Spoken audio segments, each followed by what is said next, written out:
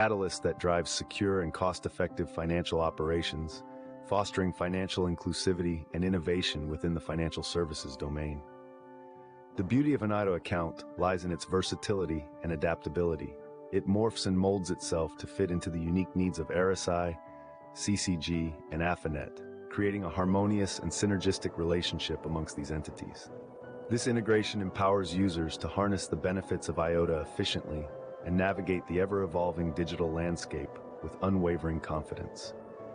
The integration of IOTA within this ecosystem is a testament to their commitment to innovation, efficiency, and the adoption of emerging technologies. I ever wondered how arbitration proceedings can be streamlined? One way is through the process of bifurcation. Bifurcation in the realm of arbitration is a strategic maneuver that involves dividing the dispute resolution process into distinct phases. Typically, these phases include jurisdiction, merits, and quantum. Now, you might ask, why would anyone want to do this? The answer lies in the potential benefits that bifurcation brings to the table. One of the main advantages of bifurcation is that it simplifies proceedings.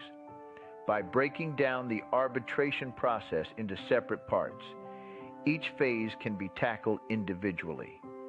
This allows for a more focused approach, reducing the complexity that often comes with handling multiple issues at once. But the benefits don't stop there. Bifurcation also has the potential to significantly reduce costs. By isolating issues, especially separating jurisdiction from merits and merits from quantum, the parties can avoid the substantial costs that are often associated with preparing for quantum before liability has even been established. Lastly, bifurcation can encourage early settlements. Once liability has been established, it often leads to negotiations on quantum. This reduces the need for further expenditure of resources, making the process more cost-effective overall. But it's not just about dividing and conquering. The application of bifurcation is nuanced and requires a keen understanding of the dispute at hand. It's not a one-size-fits-all solution, but when applied correctly, it can have a transformative effect on arbitration dynamics. Bifurcation is indeed a critical strategy for streamlining disputes. Its potential to simplify proceedings, reduce costs, and encourage early settlements makes it a valuable tool in the field of arbitration. But like any tool, it's all about how you use it. So, are you ready to delve deeper into the world of bifurcation? It's a fascinating journey, one that will challenge your understanding of arbitration and perhaps even change the way you approach dispute resolution. Understanding bifurcation is the first step to making arbitration more efficient. Buckle up, because we're just getting started. Bifurcation isn't always the right choice. So, when is it most effective? Bifurcation shines when the dispute in question has clearly distinguishable legal and factual issues. By separating these issues, legal questions can be addressed as preliminary matters, simplifying the arbitration process. This makes it less like trying to untangle a ball of yarn and more like neatly arranging the threads one by one. Cost effectiveness is another key factor that makes bifurcation a good strategy. Think of it this way. If you're about to bake a cake, you wouldn't start decorating it before you've even mixed the batter. In the same vein, isolating the issues, especially separating jurisdiction from merits and merits from quantum, saves significant costs. It avoids the needless expenditure of preparing for quantum before liability is even established. But the benefits of bifurcation don't stop there. It can also open up opportunities for strategic settlements. Once liability is established, it often leads the parties to negotiate settlements on quantum. This reduces the need for further expenditure of resources, providing a breather to all parties involved. However, just like any strategy, bifurcation isn't a one-size-fits-all solution. It's important to evaluate the specific circumstances of each dispute. In some cases, the issues might be too intertwined for effective bifurcation.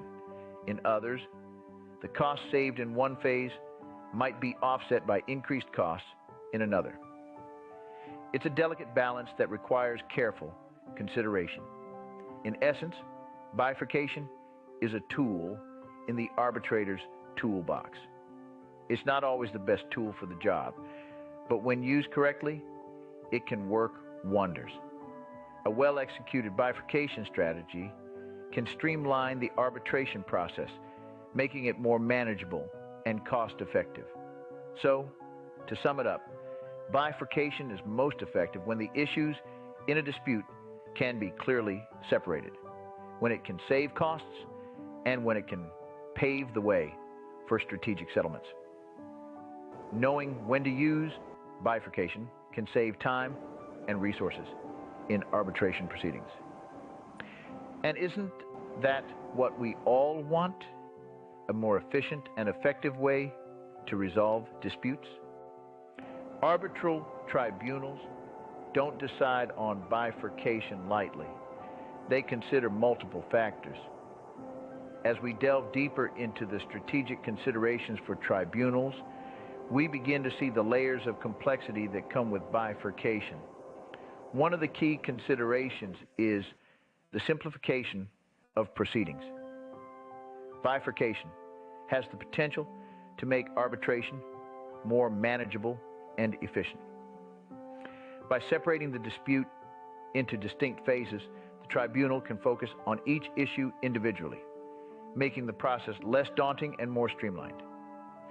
This strategic compartmentalization of legal and factual issues allows for a more focused and efficient hearing. Next, tribunals assess the potential impact on costs. Bifurcation is often touted as a cost-saving measure, but it's not always that black and white. While it may reduce costs by allowing for early settlements or eliminating the need for full-blown hearings on all issues, it can also just redistribute costs across different stages of the arbitration. Tribunals need to consider whether the potential cost savings outweigh the potential for increased costs due to possible redundancy or relitigation of issues. Lastly, and perhaps most importantly, the tribunal must balance the desire for speed with the need for fairness in the arbitration process. Bifurcation can expedite proceedings by allowing for quicker resolution of certain issues. However, this speed must not come at the expense of a fair and just process. The tribunal must ensure that both parties have ample opportunity to present their case fully and fairly, even in a bifurcated proceeding. Bifurcation, therefore, is a strategic tool that must be wielded with great care and consideration. It is not a one-size-fits-all solution, but rather a nuanced strategy that can greatly benefit the arbitration process when applied judiciously. As such, tribunals must weigh these factors carefully when deciding on bifurcation. The goal is always to facilitate a smooth, efficient, and fair arbitration process that serves the best interests of all parties involved. Like any strategy, bifurcation has its pros and cons. Indeed, it's a tale of two halves, where the benefits of efficiency and enhanced settlement opportunities vie against the potential drawbacks of increased cost and delays in resolution. Let's first delve into the benefits. Bifurcation can be a game changer in terms of efficiency and cost reduction. By splitting the arbitration into distinct phases, it narrows the scope of disputes. This means less time spent preparing for hearings, less paperwork to sift through, and less complexity to navigate. It's like decluttering your work desk. By separating the different tasks, you can focus on one thing at a time, making you more productive. Furthermore, bifurcation can enhance settlement opportunities. When liability is separated from quantum, it often nudges parties towards settling the latter. Imagine you're in a tug-of-war. Once one side has been declared the winner, you're more likely to negotiate the terms of surrender rather than keep pulling. This is what happens with bifurcation. Once liability is established, parties are more likely to negotiate on quantum, potentially avoiding further disputes. But as the saying goes, every rose has its thorn. Bifurcation is no exception. One of its potential drawbacks is the increase in costs. Yes, you heard it right. While bifurcation can save costs, if not managed properly, it can also lead to redundancy and increased costs. It's like organizing a party. If you don't coordinate well, you might end up with 3 chocolate cakes and no drinks. Similarly, if the different phases of arbitration are not well coordinated, you might end up repeating certain procedures, leading to increased costs. Lastly, bifurcation might lead to a delay in resolution. It's an ironic twist, isn't it? A strategy aimed at streamlining the process can sometimes extend the dispute's duration. This is especially true if interim decisions are challenged. It's like setting off on a road trip with multiple stops. Each stop, while offering a chance to rest and refuel, also adds time to your journey. In the same way, each phase in bifurcation, while making the process manageable, also adds time to the overall dispute resolution. In sum, bifurcation, with its promise of efficiency and cost reduction, is a compelling strategy. But it's not without its risks. The potential for increased costs and delays in resolution cannot be ignored. It's a bit like a chess game, where every move, every strategy, carries both potential benefits and risks. The key is in understanding these nuances, in weighing the benefits against the drawbacks, and in making an informed decision. Understanding these benefits and drawbacks can help parties make an informed decision about bifurcation. So as we navigate the complex world of arbitration, let's remember to keep our eyes open to both the roses and the thorns of bifurcation. Bifurcation can be a powerful tool, but it requires a balanced approach. This is the mantra that rings true when we delve into the depths of arbitration. Like any tool, the effectiveness of bifurcation hinges on the skill and strategy of its user. It's not a one-size-fits-all solution. It's a delicate art that requires a keen understanding of the dispute's landscape and the careful orchestration of the arbitral tribunal. Firstly, a thorough analysis of the dispute at hand is paramount. The clarity of issues, the complexity of the case, and the potential for cost savings are all factors that must be carefully weighed. Just as an architect wouldn't dream of designing a building without first surveying the land, so too must the arbitral tribunal understand the intricacies of the dispute before deciding on bifurcation. Next, the strategic use of bifurcation can be a game changer. This is where the rubber meets the road. It's not enough to merely divide the arbitration into different phases. The timing, order, and handling of each phase can significantly impact the outcome. For instance, separating liability from quantum often encourages parties to negotiate a settlement, potentially avoiding further disputes and resource expenditure. However, while bifurcation can be a potent strategy, it's not without its pitfalls. Mismanagement can lead to redundant proceedings and increased costs, or even extend the duration of the dispute. It's akin to a double-edged sword, and the arbitral tribunal must wield it with care to avoid self-inflicted wounds. Finally, let's not forget the role of the arbitral tribunal in managing bifurcation. Their decision to bifurcate or not, and how they manage the process, can greatly impact the arbitration's efficiency, cost, and fairness. They are the maestros conducting the symphony, guiding the process towards a harmonious resolution.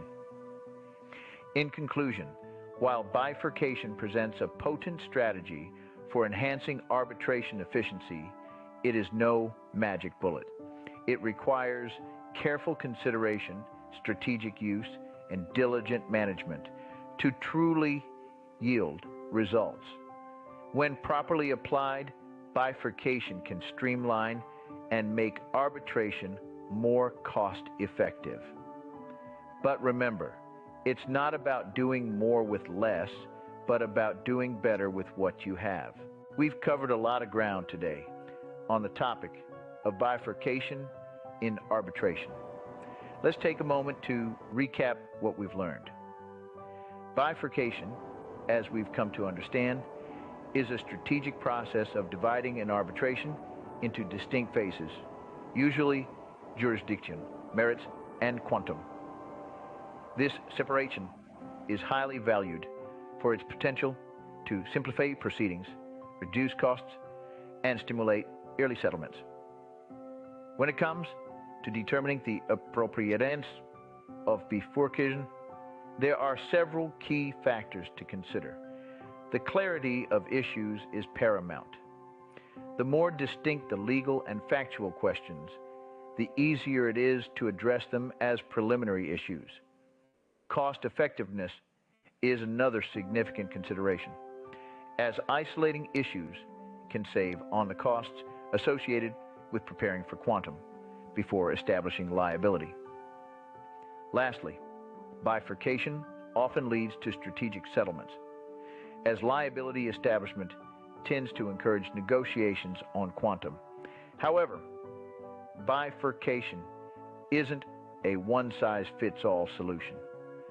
Arbitral tribunals must carefully weigh several factors. They need to assess whether bifurcation will genuinely simplify the proceedings and cut costs, or merely shuffle these costs across different phases. They also need to strike a delicate balance between the desire for speed and the need for fairness. We've also learned that bifurcation is a double-edged sword. On the one hand, it can streamline disputes, saving time and resources, and it can enhance settlement opportunities. On the other hand, if not managed properly, it can lead to redundant proceedings and increased costs. And, ironically, it can extend the duration of the dispute. In conclusion, the key to successful bifurcation lies in a balanced approach. It requires a thorough analysis of the dispute, strategic use, and careful management by the arbitral tribunal. When used correctly, bifurcation can be a powerful tool that paves the way for a more streamlined and cost-effective dispute resolution. Remember, bifurcation is a tool, and like any tool, its effectiveness depends on how well it's used. Thanks for joining us today, and we hope you found this in-depth look at bifurcation in arbitration informative and helpful. Have you ever wondered how trusts work and why they are so important in financial planning? Let's start from the very beginning. Trusts have an intriguing origin steeped in the annals of legal history. They first emerged as a mechanism among the English nobility during the medieval times, the purpose to safeguard their lands and wealth from the tumultuous tide of political machinations and to ensure the welfare of future generations. Picture this, a nobleman going off to the Crusades, leaving his lands and wealth in the hands of a trusted friend, with the understanding that these assets would be managed for the benefit of his family. This, in essence, was the birth of the trust. But the story doesn't end there. Trusts, as we know them, have been shaped and molded by the changing legal, economic, and social landscapes. They've adapted, evolved, and have grown from their feudal roots to become an integral part of modern financial planning and asset management. In the 17th century, the Statute of Uses marked a significant evolution, curtailing the misuse of trusts and making them more accountable. Fast forward to the 20th century and the use of trust expanded beyond the aristocracy, becoming a common tool for estate planning and wealth management among a broader population. Today, trusts are a cornerstone in the world of finance. They provide a secure and legally sound means of managing assets, ensuring privacy, and optimizing tax strategies. From a simple agreement among medieval nobility to a sophisticated financial instrument, the journey of trusts is a testament to their versatility and enduring relevance. So why does this history matter? Because it helps us understand the origins of trusts, the reasons behind their creation, and their evolution over time. It provides context to their current form and function and gives us insights into their potential future trajectory. From ancient times to the modern day, trusts have evolved to become a critical tool in financial planning and asset management. The story of trusts is a fascinating one, and as we delve deeper into its complexities, we'll uncover even more about its power and potential. Trusts are not all created equal. There are different types, each with its own purpose. Let's begin with living trusts and testamentary trusts, the two main types of trusts. Living trusts, as the name suggests, are established during the lifetime of the truster, the person creating the trust. These trusts can be either revocable or irrevocable, each bringing its own set of characteristics and benefits to the table. A revocable living trust, often referred to as a living trust, provides the truster with the flexibility to alter, modify, or dissolve the trust at any point during their lifetime. This control and flexibility can be particularly appealing, especially when circumstances change, such as a marriage, a divorce, or the birth of a child. On the other hand, an irrevocable living trust, once established, cannot be altered or dissolved without the consent of the beneficiary. The permanence of an irrevocable trust may seem daunting, but it offers substantial benefits, including asset protection from creditors and potential tax advantages. Testamentary trusts, on the other hand, are the night owls of the trust world, coming into effect only upon the truster's death. These trusts are created as part of a will and serve to execute the deceased's wishes regarding asset distribution. The testamentary trust provides a certain level of control from beyond the grave, allowing the truster to determine who receives what, when, and how. Now that we've covered the types of trusts, let's delve into their purposes. Trusts are established for a myriad of reasons, and their versatility is truly remarkable. One of the primary purposes of a trust is asset protection. By placing assets in a trust, they are shielded from potential future creditors, legal judgments, or estranged family members. Trusts also play a significant role in estate planning, helping to avoid the lengthy and often costly probate process, ensuring that assets are distributed according to the truster's wishes, and providing for loved ones in the event of the truster's death. Charitable giving is another common purpose for establishing a trust. A charitable trust allows the truster to support a cause or organization that they care about, while also potentially reaping significant tax benefits. And speaking of tax benefits, trusts can also be an effective tool for tax optimization. Depending on the type of trust, it may offer opportunities for income tax deductions, avoidance of estate tax, or deferral of capital gains tax. In the world of trusts, one size certainly does not fit all. The type and purpose of a trust should align with the truster's specific circumstances, goals, and needs. From protecting assets to planning for future generations, a trust can be a powerful tool in your financial planning arsenal. Whether protecting assets or planning for the future, trusts offer a flexible legal framework to achieve a wide range of goals. Creating a trust is a thoughtful process that requires careful planning and execution. It's not just about signing some papers and transferring assets.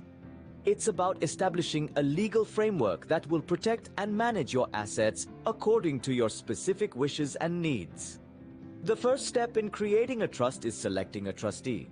It's the trustee who will be in charge of managing and administering the trust, so it's crucial to choose someone you trust implicitly, someone who is competent and who has a good understanding of financial matters. This could be a family member, a trusted friend, or a professional trustee, such as a lawyer or a bank. Next comes the drafting of the trust document. This is where you articulate your intentions, specify the terms of the trust, and outline the rights and responsibilities of the trustee and the beneficiaries. It's essential to be as clear and detailed as possible in this document to avoid any ambiguities or misunderstandings in the future. Remember, this document will serve as the blueprint for how your assets will be managed and distributed, so it's worth investing the time and resources to get it right. Once the trust document is in place, the next step is to transfer assets into the trust. This can include real estate, stocks, bonds, cash, or any other assets you wish to place under the trust's control. This process, known as funding the trust, is a critical step, as a trust without assets is like a car without fuel. It's not going anywhere. Now let's shift gears and talk about trust administration. Administering a trust is not just about following the terms outlined in the trust document. It's about understanding and fulfilling fiduciary duties. These are the legal obligations that come with managing someone else's assets. A trustee must always act in the best interest of the beneficiaries, manage the trust assets prudently, and avoid any conflicts of interest. Trust administration also involves a good deal of record keeping. The trustee must keep accurate and detailed records of all transactions related to the trust, including income earned, expenses paid, and any distributions made to beneficiaries. These records are not only crucial for managing the trust, but also for tax purposes and potential audits. Lastly, trust administration often involves regular communication with beneficiaries. The trustee must keep beneficiaries informed about the trust's performance and any significant decisions or actions taken. Transparency and open communication are key to maintaining trust and confidence among all parties involved. Effective trust administration is an art that requires a deep understanding of legal responsibilities and prudent asset management. It's about balancing the needs and interests of the beneficiaries with the requirements of the trust document and the law. It's a challenging role, but when done right, it can serve as a powerful tool for asset protection, estate planning, and wealth preservation. Trusts operate within a complex web of legal and tax considerations. Let's delve into the labyrinth of legalities and tax implications that trusts navigate. Like a grand tapestry, each thread represents a different element, be it the type of trust, the jurisdiction, or the specific provisions of the trust document. Each thread intertwines to form the overall picture that is the legal and tax landscape of trusts. Firstly, let's consider the type of trust. Remember, we primarily have living trusts and testamentary trusts. A living trust, which can be revocable or irrevocable, may carry different tax implications. For instance, a revocable trust, where the trustor maintains control, is often considered a part of the trustor's estate for tax purposes. On the other hand, an irrevocable trust, where control is relinquished, is typically treated as a separate tax entity. Now, let's turn our gaze towards jurisdiction. The location where a trust is established can significantly impact its tax obligations. Some jurisdictions offer more favorable tax conditions than others. For example, certain states in the United States don't levy income tax on trusts, while others do. Therefore, choosing the right jurisdiction is akin to choosing the right soil to plant a seed. It can significantly affect the growth and health of the trust. Now let's examine the trust provisions. These are the details outlined in the trust document, and they can significantly shape the trust's legal and tax obligations. For instance, the distribution rules can influence when and how much tax is due. A trust that distributes all of its income to beneficiaries might have different tax obligations compared to a trust that accumulates income. Beyond these considerations, there's also the matter of estate taxes, gift taxes, and generation-skipping transfer taxes. Each of these can come into play depending on how and when assets are transferred into a trust. For example, if a trustor transfers significant assets into a trust during their lifetime, it could potentially trigger gift tax implications. And let's not forget about the legal considerations. These can range from the fiduciary duties of the trustee to the rights of the beneficiaries, to the legal obligations that come with managing someone else's assets. Each of these elements must be carefully managed to ensure the trust is legally sound and operates within the confines of the law. In the grand tapestry of trusts, each thread of legal and tax consideration weaves together to form a complex but navigable landscape. Understanding each thread, how it intertwines with the others, and how it contributes to the overall picture is a critical part of effectively managing a trust. It's about knowing the rules of the game and playing within them. Navigating this landscape may seem daunting, but with the right knowledge and guidance, it's more than possible. It's about understanding the nuances, asking the right questions, and seeking professional advice when needed. Understanding these nuances is crucial for effective trust management and ensuring compliance with all relevant laws and regulations. Just like everything else, trusts too are evolving with changing times. As we navigate through the complexities of trusts, it's important to cast a glance into the future to understand how this versatile financial instrument is being shaped by new technologies, changing tax laws, and shifts in societal norms. Technological advancements are making their mark on the world of trusts. Blockchain technology, for instance, is being explored as a tool to enhance transparency and security in the administration of trusts. Imagine a trust where assets, transactions, and beneficiary information are stored on a decentralized, immutable ledger, reducing the risk of fraud and mismanagement. Moreover, the rise of robo-advisors and AI-driven platforms could potentially simplify the process of trust creation and administration, making it more accessible to a broader audience. Changes in tax laws are another dimension shaping the future of trusts. Around the world, governments are constantly tweaking tax regulations, which can have significant implications for trusts. These changes can influence how trusts are structured, the types of assets they hold, and how they're administered. For instance, changes in estate tax laws could alter the attractiveness of trusts as a tool for wealth preservation and transfer. Therefore, staying abreast of these changes is crucial for effective trust management. Lastly, shifts in societal norms are influencing the role and function of trusts. As our societal fabric evolves, so do our financial planning needs. For example, with the rise of blended families and non-traditional family structures, trusts could be used more strategically to ensure fair asset distribution. Additionally, societal awareness and concern about issues such as climate change and social justice could lead to an increase in the use of charitable trusts. In essence, the future of trusts is being shaped by a confluence of technological, legal, and societal changes. And as these changes unfold, they bring with them new complexities and opportunities.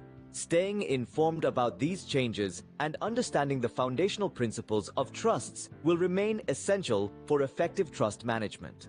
Trusts, with their complexities and nuances, are a powerful tool in financial and estate planning. As we've explored throughout this discussion, trusts are not just legal documents. They are dynamic mechanisms that have adapted and evolved over centuries, reflecting the changing social, economic, and legal landscapes. From their genesis in the English nobility, trusts have grown to become a cornerstone of modern financial planning and asset management. With their two main categories, living trusts and testamentary trusts, they offer a gamut of possibilities, each tailored to suit different needs, situations, and objectives. Living trusts, created during the lifetime of the truster, offer flexibility and control, while testamentary trusts, formed as part of a will, serve to execute the deceased's wishes. These instruments serve a multitude of purposes, from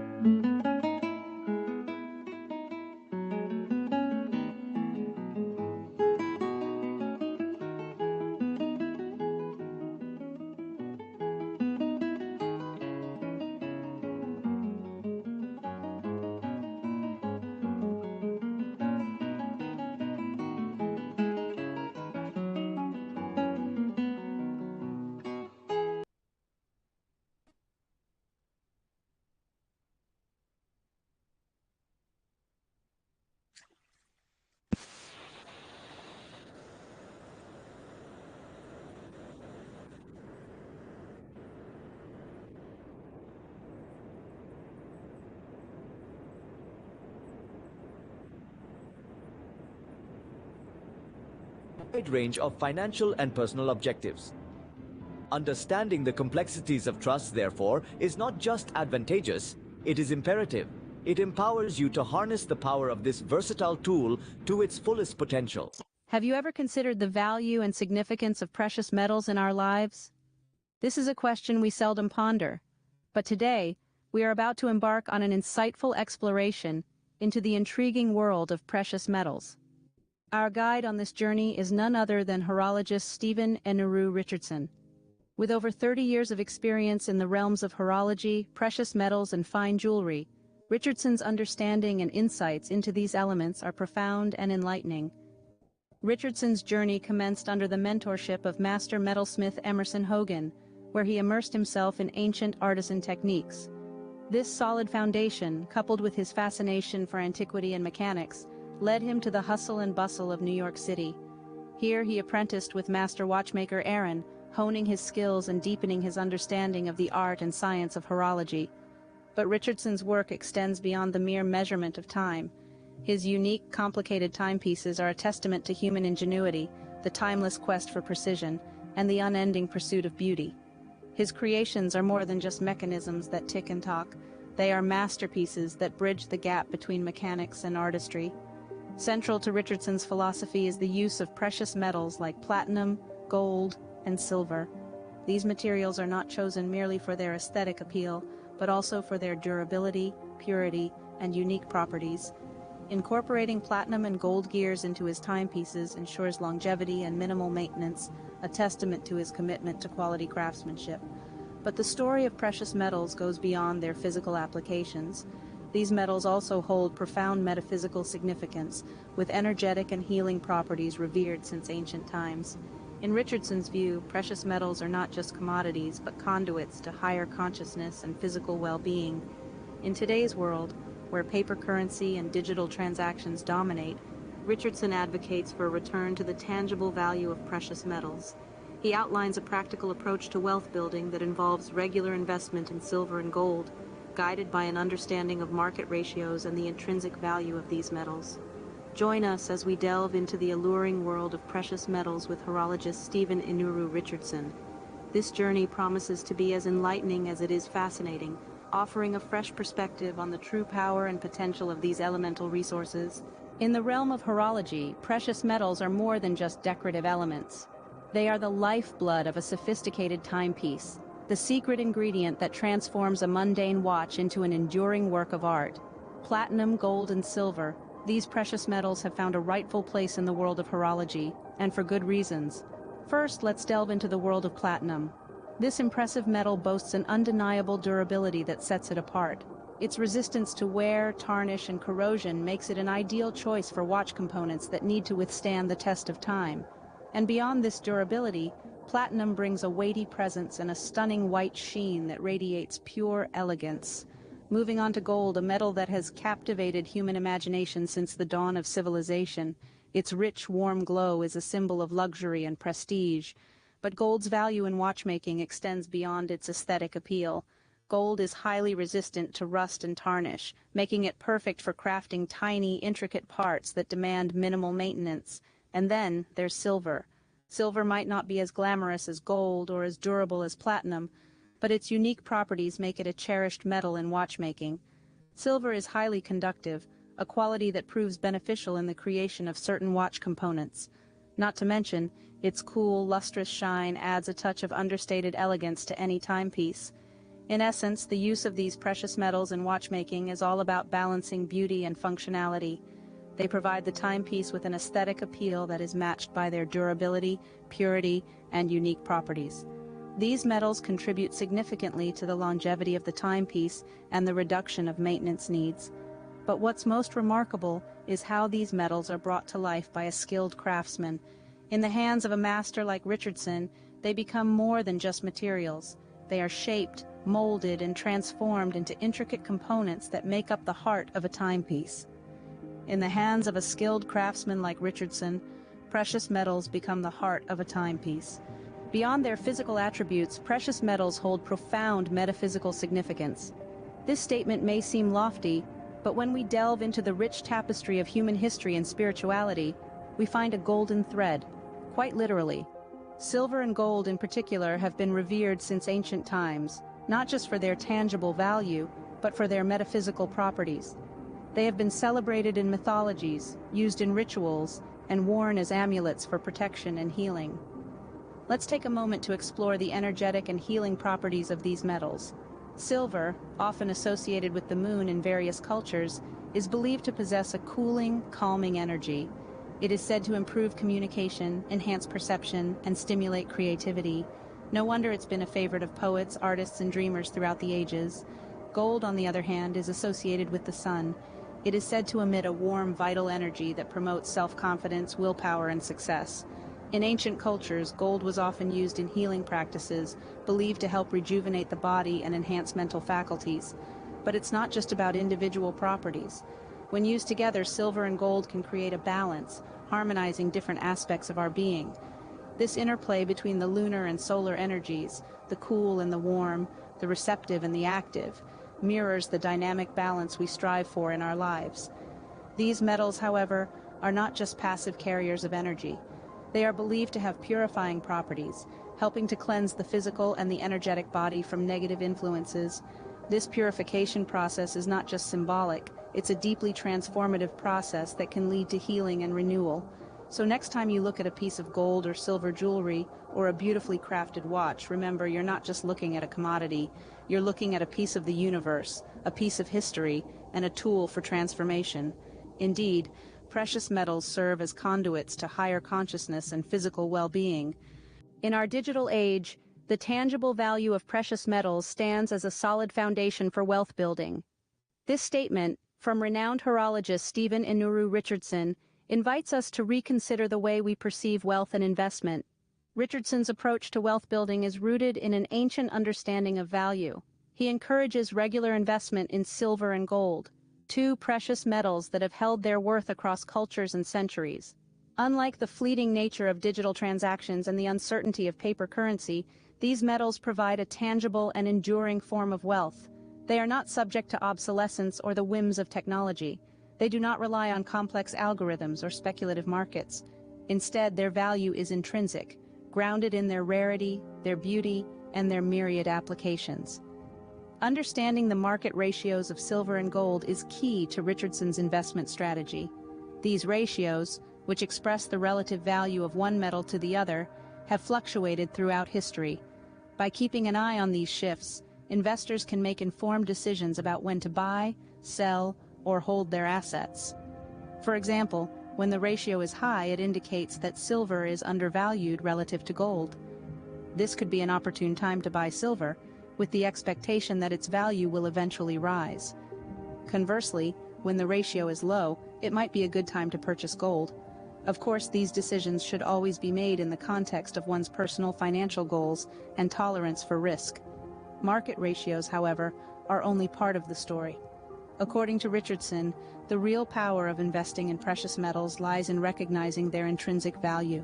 Gold and silver are not simply commodities to be bought and sold. They are elemental forces of nature, with unique properties and profound significance. They are materials that humans have treasured for millennia, using them to craft beautiful objects, facilitate trade, and symbolize the divine. In this sense, investing in precious metals is not just a financial strategy, it's a way of connecting with our shared human history and the natural world. It's a way of asserting that wealth is not merely about accumulating numbers in a bank account, but about appreciating the tangible and enduring things in life. Moreover, investing in precious metals is a way of hedging against the uncertainties of the future.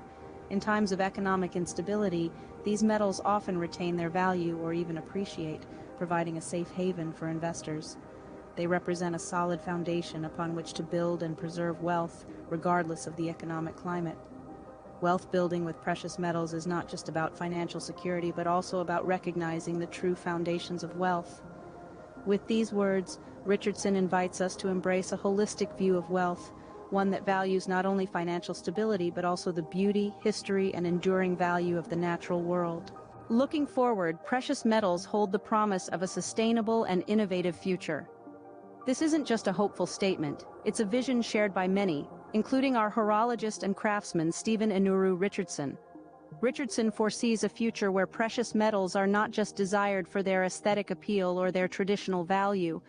Instead, he envisions a resurgence in the appreciation and utilization of these metals, with their worth recognized across multiple domains, from craftsmanship and investment to new technologies and sustainable practices. When we speak of sustainable practices, a key aspect is ethical mining. Mining for precious metals has often been associated with harmful environmental practices and inhumane working conditions. Richardson, however, believes that a shift in our approach is not just possible, but essential. He advocates for responsible mining practices that respect both the environment and the people involved in the process. Ethical mining is not merely an idealistic concept, it's a practical necessity for the longevity of our planet and the preservation of precious metals for future generations. In addition to ethical mining, recycling is another avenue Richardson highlights for the future of precious metals. Recycling saves energy, reduces landfill waste, and decreases the need for new mining. It's a process that takes what is old and reshapes it into something new without depleting our planet's resources. Precious metals, due to their durability and resistance to tarnish, are particularly suited for recycling. As we become more conscious of our environmental impact, the recycling of these metals is likely to play an increasingly significant role, but the future of precious metals isn't limited to sustainability. Richardson also foresees innovative applications of these metals. For example, in the field of technology, precious metals like gold and silver are already being used due to their superior conductivity and resistance to corrosion. As technology continues to evolve, the demand for these metals is likely to increase. Moreover, precious metals may play an essential role in the development of green technologies. Take silver, for instance. It's a critical component in solar panels due to its excellent conductivity. As we move towards more sustainable energy sources, the demand for silver could rise significantly. But whatever the future holds, Richardson's vision is clear. We need a renewed appreciation for precious metals. This means understanding their true value, not just in terms of monetary worth, but in their potential to contribute to a sustainable and innovative future. In the end, the future of precious metals is not just about their continued use, but about a renewed appreciation for these elemental resources. This is a call to action for all of us, to reevaluate our relationship with these elemental resources, and to honor their value in shaping a sustainable and innovative future. The power of precious metals extends far beyond their glittering surface. As we've journeyed through the captivating world of precious metals, we've seen their significance not only in the realm of horology and fine craftsmanship, but also their intrinsic value, applications, and metaphysical properties. Our guide, Stephen Inuru Richardson, has shared his profound insights, illustrating the journey from raw materials to artful masterpieces. We began our exploration with the art and science of horology. Richardson's journey, which started under the tutelage of master metalsmith Emerson Hogan, led him to New York City to apprentice with master watchmaker Aaron. His dedication to designing and crafting unique, complicated timepieces has garnered him celebrity status. But for Richardson, his work is not merely about keeping time. It's a testament to human ingenuity and the timeless quest for precision and beauty. We then delved into the use of precious metals in watchmaking, central to Richardson's philosophy. Platinum, gold, and silver are chosen not just for their aesthetic appeal, but also for their durability, purity, and unique properties. The incorporation of platinum and gold gears into the timepieces ensures longevity and minimal maintenance, showcasing the intersection of art, science, and nature. Our exploration took us beyond the physical applications of precious metals to their profound metaphysical significance. Richardson emphasized the energetic and healing properties of metals like silver and gold, revered since ancient times for their ability to purify, heal, and energize. His insights invited us to view precious metals not just as commodities, but as conduits to higher consciousness and physical well-being. In a world dominated by paper currency and digital transactions, Richardson champions a return to the tangible value of precious metals. He outlined a practical approach to wealth building with regular investment in silver and gold, guided by an understanding of market ratios and the intrinsic value of these metals. This strategy is not only about financial security, it's a philosophical stance on the importance of connecting with the elemental forces of nature and recognizing the true foundations of wealth. Looking forward, Richardson envisions a resurgence in the appreciation and utilization of precious metals. He calls for a reevaluation of our relationship with these elemental resources, urging a move towards ethical mining, recycling, and innovative applications that honor the earth and its finite treasures. We've seen that the power of precious metals extends far beyond their glittering surface. They are integral to the art of horology, hold profound metaphysical properties, represent a solid foundation for wealth building, and are key to future sustainable practices. In the words of our guide, Stephen Anuru Richardson, precious metals are not just commodities, they are a testament to human ingenuity, a bridge to higher consciousness, and the true foundations of wealth. Picture a bustling Beijing cityscape thriving with commerce and opportunity. Now, imagine the shock and disbelief when several gold investment stores closed their doors overnight, leaving countless investors in the lurch. This was the scene in Beijing when stores affiliated with China Gold and Shandong Gold Group abruptly shuttered their operations, leaving their trusting customers floundering in financial uncertainty. These stores, commonly known as gold custody services, pledged a safe haven for investors' gold. The sudden closures, however, turned this promise into a mirage, leaving customers unable to retrieve their gold and sparking a wildfire of panic and calls for justice. The scale of this scandal was nothing short of monumental. Within a blink, millions of yuan in consumer gold investments vanished into thin air. This wasn't merely an economic crisis. It was a crisis of trust, of accountability, and of an industry that had seemingly lost its way. The public outcry was deafening, echoing across the city and beyond, amplifying the urgent need for legal and regulatory reform. Among the countless individual stories of loss, Mrs. Wang's tale stands as a stark testament to the human cost of this crisis. Her gold, worth 230,000 yuan, is now beyond her reach, locked away in the vaults of a store that no longer exists. Her plight is not unique. Indeed, it mirrors the predicament of many others who found their substantial investments similarly trapped. In response to this crisis, a rights protection group sprang into existence, led by the determined Mr. Li. This collective action by the affected individuals underscores not only the magnitude of the crisis, but also the pressing need for a resolution. This scandal has brought forth a multitude of legal challenges. With the involvement of the police and prosecutor's office, the demand for China Gold and Shandong Gold Group to take responsibility for their customers' losses is growing louder by the day. A sudden closure, a massive financial loss, and a public outcry, the stage was set for a crisis that would shake the gold investment industry in China. Behind every financial crisis are human stories of loss and resilience. This scandal was no different. Let's take a moment to appreciate the gravity of the situation through the eyes of Mrs. Wang. With a trusted gold investment store as her financial sanctuary, she believed her investment, worth 230,000 yuan, would be safe. But as the doors of the store closed abruptly, her hopes turned into despair. Her investment, like many others, is now locked away, out of reach. This is not an isolated incident but a shared experience among many customers who saw their hard-earned investments vanish overnight. The closures sparked panic, frustration, and a call to action. But amidst the chaos, a glimmer of hope emerged. Affected individuals refused to be silent victims. They rallied, they united, and they demanded justice. Enter Mr. Li. A figure of resilience and determination, Mr. Li took the lead, transforming individual grievances into a collective force. Under his guidance, a rights protection group was formed. This group, composed of those directly affected, sought to amplify their voices and push for justice and compensation. Their collective action underscores the massive scale of the crisis and the urgent need for a resolution. They demanded accountability, they demanded answers, and they demanded justice. Their collective spirit stands as a testament to human resilience in the face of adversity. It is a beacon of hope in a sea of despair, a demonstration of how unity and collective action can pave the way for change. This crisis, however, is far from over. The fight for justice continues and the demand for accountability grows stronger. The formation of the Rights Protection Group is only the beginning.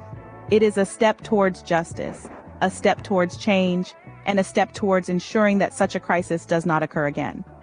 Amidst the turmoil and loss, a beacon of hope emerged, a collective effort to seek justice led by those directly affected. As the dust settled, the legal implications of the scandal began to emerge, casting a spotlight on the responsibilities of China Gold and Shandong Gold Group. The crisis, marked by the sudden closure of gold investment stores and the resulting loss of 400 million yuan in consumer gold investments, had now become a legal battle. The demand for accountability was deafening. Legal challenges mounted, each one more complex than the last. The abrupt closures had left customers unable to retrieve their gold, sparking widespread panic and calls for action. The police and prosecutor's office were now involved, and the public outcry was impossible to ignore. The question on everyone's lips was, who would be held accountable for the losses? Legal experts pointed out that the operational model of the stores, whether they were franchises or directly operated, should not absolve the parent companies of their duty to protect consumer investments. The stores, after all, carried the names of China Gold and Shandong Gold Group. They were affiliated with these parent companies, and customers had trusted them on that basis. The cry for justice was loud and clear. The affected individuals, now rallied together under a rights protection group, were seeking justice and compensation. The collective effort underscored the scale of the crisis and the urgent need for a resolution. The spotlight was now firmly on the parent companies. Were they going to step up and take responsibility? The unfolding legal proceedings were closely watched by the public, the media, and legal professionals. The outcome of this case would not only affect the affected customers, but could also set a precedent for similar cases in the future. The scandal had revealed significant shortcomings in the oversight and regulation of gold custody services. It was clear that the existing policies against franchises offering such services were inadequate. The enforcement had been lacking, leading to widespread abuse and loss of consumer trust. The crisis had morphed into a legal battle, with the spotlight now firmly on the accountability of the parent companies. The call for reform was loud, clear, and impossible to ignore. The scandal's economic impact rippled through the industry, exposing systemic vulnerabilities and the urgent need for regulatory reform. The sudden closure of numerous gold investment stores not only left countless investors in the lurch, but also dealt a severe blow to the sector's credibility and stability. The economic fallout was far-reaching, affecting not just individual investors but also the broader financial market. The debacle triggered a crisis of confidence, with investors questioning the security of their gold investments and the integrity of the investment firms. This crisis of trust in turn led to a sharp decline in investor sentiment and a slowdown in gold trade. At the heart of this economic fallout lies the franchising model employed by China Gold. As revealed in their annual reports, China Gold heavily relied on franchising, a model that, while profitable, proved to be fraught with risks.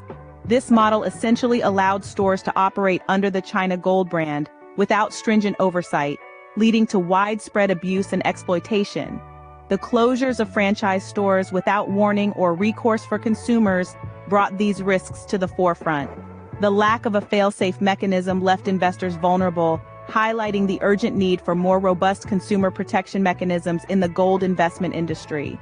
This scandal underscored the importance of regulatory reform.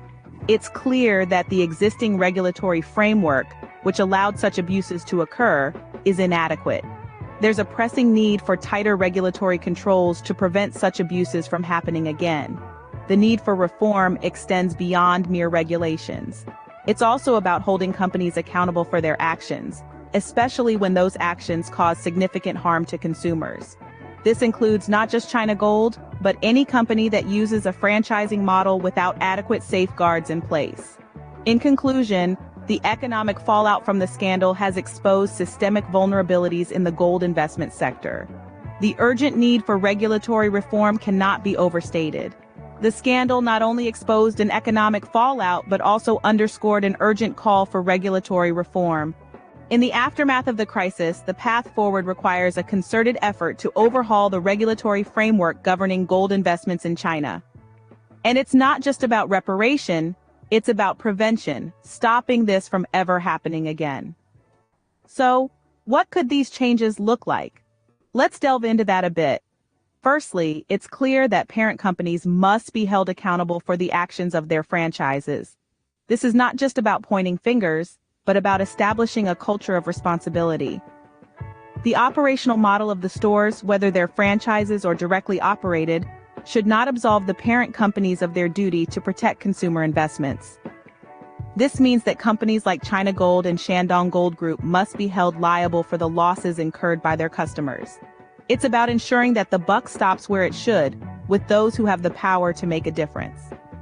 Secondly, there needs to be stricter oversight to prevent future abuses of consumer trust.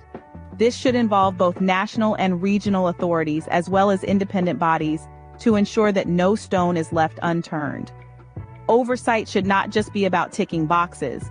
It should be about rigorous, ongoing scrutiny of business practices, with swift action taken against any company that falls short of the mark. And finally, there needs to be a shift away from the franchising model that has proven so problematic. We need to move towards a model that prioritizes consumer protection and ensures that consumers are never again left in the lurch. The gold investment scandal in China has highlighted the urgent need for reform. It's a wake-up call that can't be ignored. But with the right changes, this crisis can also be an opportunity, a chance to build a gold investment industry that is stronger, safer, and more trustworthy than ever before. The scandal's resolution could herald significant changes in how gold investments are regulated and managed, with potential implications for consumer protection and trust in the broader financial sector. This is not just about gold, it's about the future of finance and the trust that underpins it. Have you ever considered the link between ecclesiastical authority and admiralty law?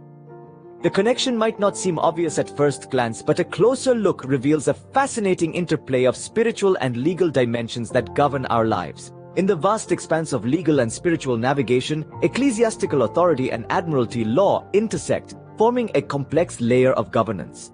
This intersection extends beyond the physical world, reaching into the spiritual and contractual realms of individuals.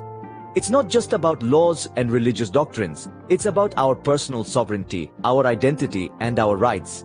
Baptismal certificates, for instance, serve as more than just documents of a spiritual milestone. They are foundational elements that confer legal recognition and protection under ecclesiastical law. Imagine the act of baptism not just as a religious ceremony, but as a christening of your spiritual vessel, your soul. This spiritual christening extends to your legal identity and assets, providing you with a dual recognition that allows you to navigate the legal seas.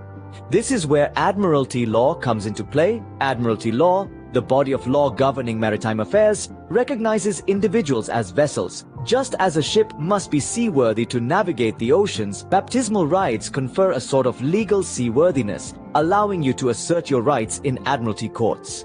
The baptismal certificate serves as a form of copyright protection for your legal and spiritual identity. It is an ecclesiastical endorsement that empowers you to assert your rights and protections against unauthorized use or infringement by third parties. This protection is particularly relevant in cases of copyright infringement of your name or identity. The intersection of ecclesiastical authority with legal systems, especially admiralty law, reveals nuanced power dynamics.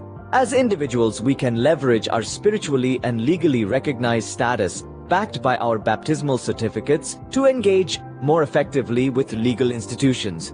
This intricate interplay shapes our understanding of personal sovereignty within both spiritual and legal realms. On the surface, a baptismal certificate may appear as a simple religious document, but its implications extend far beyond. This piece of paper, often adorned with symbolic imagery and sacred texts, holds within its confines a dual power that resonates within both the spiritual and legal realms. The baptismal certificate is more than a testament to a religious rite. It is a legal document that validates an individual's name and existence under the watchful eye of ecclesiastical law. It serves as a christening of one's spiritual vessel, the soul, while simultaneously christening one's legal identity and assets. This dual role is fundamental in providing a form of copyright protection over an individual's legal and spiritual identity. The power of baptismal certificates extends to the protection of one's rights and assets. Under the aegis of ecclesiastical law, these documents offer a shield against unauthorized use or infringement by third parties. Whether it's a governmental institution or a financial body, the ecclesiastical endorsement of a baptismal certificate empowers individuals to assert their rights and protections. But the influence of baptismal certificates isn't confined to ecclesiastical law. It also plays a significant role in admiralty law. If we consider individuals as vessels navigating through the legal seas, then baptismal rights serve as a sort of legal seaworthiness. They allow individuals to assert their rights in admiralty courts, particularly in disputes involving copyright infringement of one's name or identity. The power of baptismal certificates, therefore, lies in their ability to bestow upon individuals the capacity to navigate legal systems with ecclesiastical authority. With this spiritual and legal backing, individuals can engage more effectively with legal institutions, leveraging their recognized status to protect their rights and assets.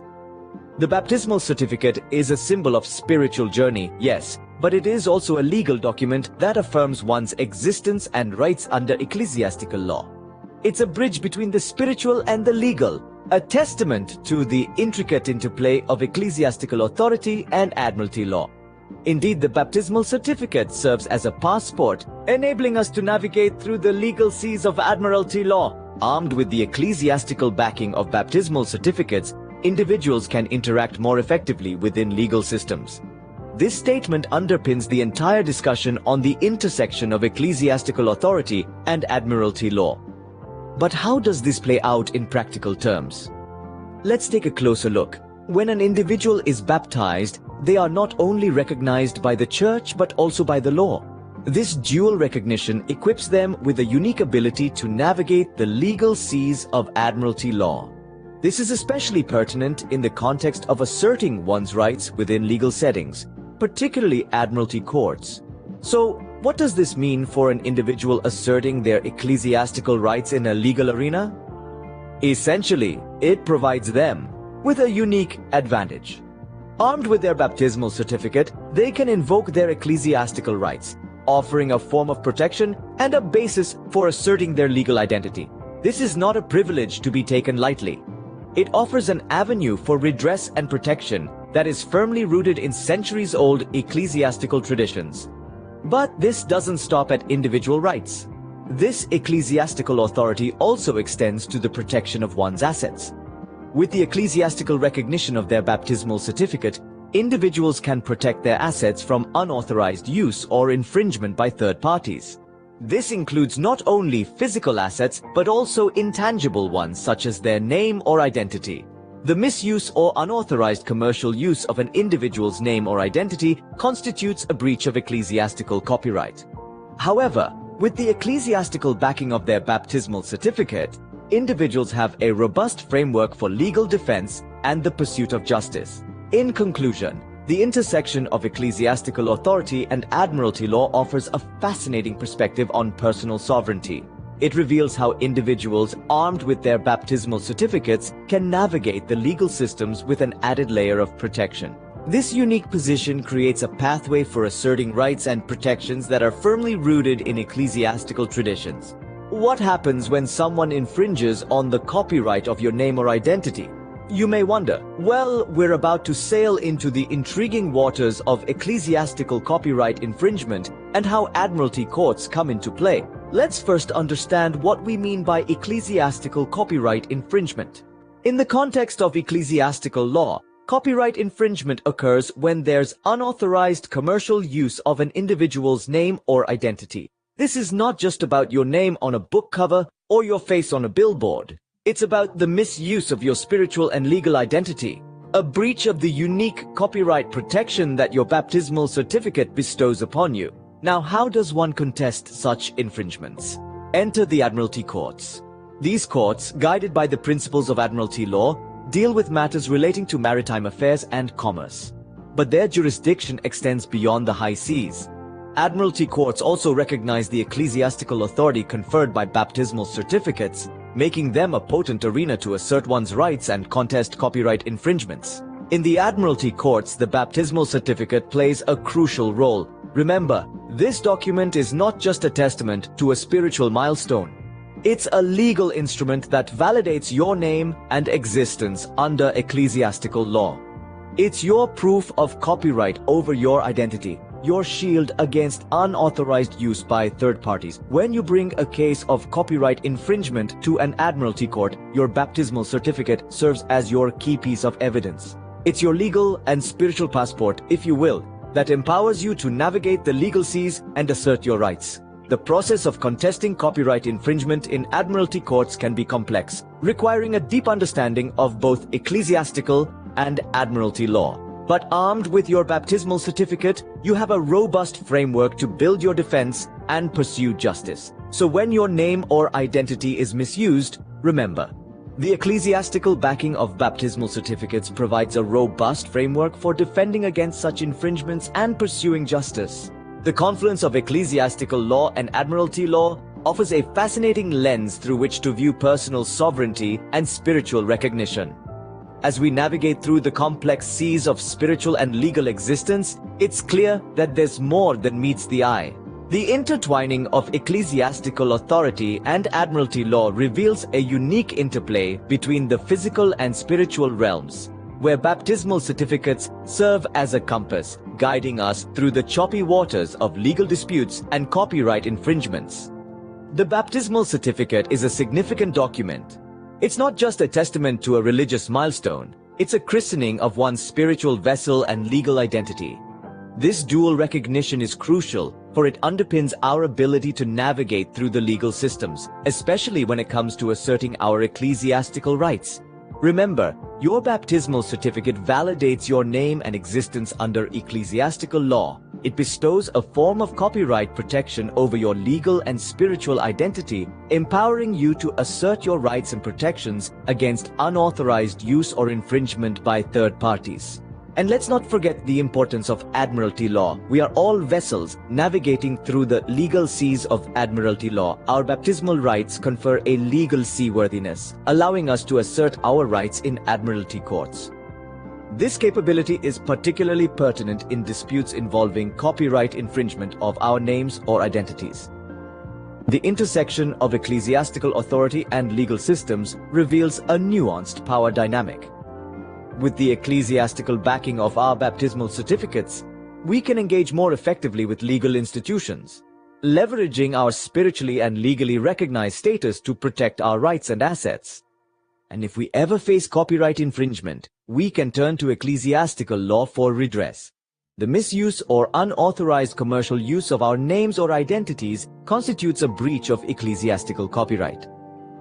Thankfully, we can contest such infringements in admiralty courts, where our baptismal certificates provide a robust framework for legal defense. In the end, the baptismal certificate is more than a document. It's a vessel that helps us navigate the complex seas of spiritual and legal existence. Have you noticed the recent surge in the silver market and wondered what it could mean? Today, we're diving into the factors contributing to this trend, and they're more diverse than you might think. First up, let's talk about industrial demand. Silver isn't just a shiny trinket, it's a critical component in many industries. From electronics and solar energy to medical technologies, silver's unique properties make it indispensable. As the world shifts towards a greener economy, the demand for silver is anticipated to rise. This is because silver plays a crucial role in renewable energy technologies, which are at the heart of this global transition. But that's not the only factor at play. Silver is also a popular investment asset, especially in uncertain times. When the economic climate gets stormy, investors often turn to silver as a safe haven. And let's face it, the current macroeconomic challenges, from inflation fears to concerns about currency devaluation, have made these times anything but certain. This has amplified silver's appeal among investors, further driving up its price. Lastly, we can't ignore the macroeconomic factors. Our global economy is like a complex machine with countless moving parts, and silver is one cog in that machine. Changes in one area can have ripple effects on others, and that's precisely what's happening with silver. The combined impact of industrial demand, investment interest, and macroeconomic challenges is creating a potent mix that's fueling the silver price rally. So, what's the takeaway? Silver's price surge is more than just a headline. It's a reflection of broader trends in our global economy and investment landscape. As we can see, a blend of industrial demand, investment interest, and macroeconomic factors are driving the rise in silver prices. So, what are the key factors that might lead silver to reach $60 per ounce? Let's dive into this complex and intriguing question. Firstly, let's consider industrial demand.